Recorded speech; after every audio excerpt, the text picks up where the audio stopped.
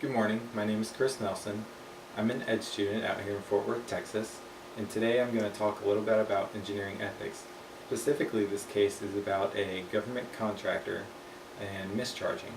This is very important in the government contracting business. It's essentially saying you're going to do one thing and charging for another thing. So let's talk a little bit about what happened in this specific case.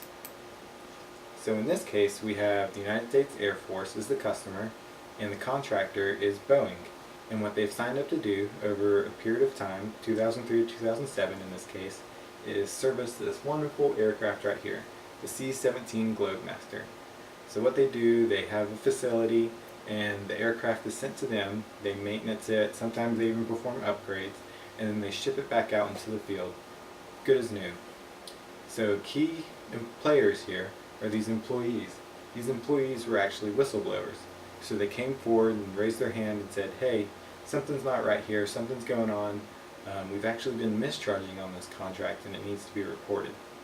So on the next bullet, this actually occurred in San Antonio around 2007. So it's a pretty recent case. And what actually happened was Boeing settled for around $23 million. So let's talk a little bit about mischarging, what it is, and if it's really a big deal. So mischarging, what is it? Why is it unethical? Why is it a big deal? Is it really a problem? Like you can see here, you have an accepted contract, and then you have a guy behind his back essentially lying about performing the work on the contract. So I think it's best explained by an example. Let's say that you want to go out and have a good night with your wife, but you have some kids, so you need to hire a babysitter. So you decide to hire a babysitter, you're going to leave around 5 o'clock, you're going to be home around 10 o'clock. The babysitter comes over, you agree to it, and you go out and you have your night. You come back at 10 o'clock, the babysitter's still there, you pay her, she leaves, she goes on her way, you think everything's fine. But then your kid comes up to you and says, hey, as soon as you guys left, the babysitter actually left. And as soon as you guys came home right before it, the babysitter came back. You would be pretty annoyed as a parent if that were the case. Definitely something unethical happened here. The babysitter signed up to do work and didn't actually do the work. That's the same thing that happened here.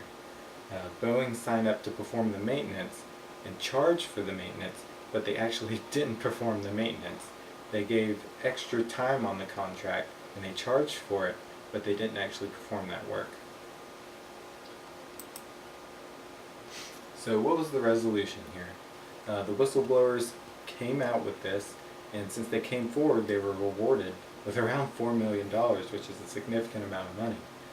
Boeing, consequently, had to pay $23 million for a settlement. And this is bad business. It's bad business practices, not only because it impacts your bottom line, also because it makes you lose credibility in future business.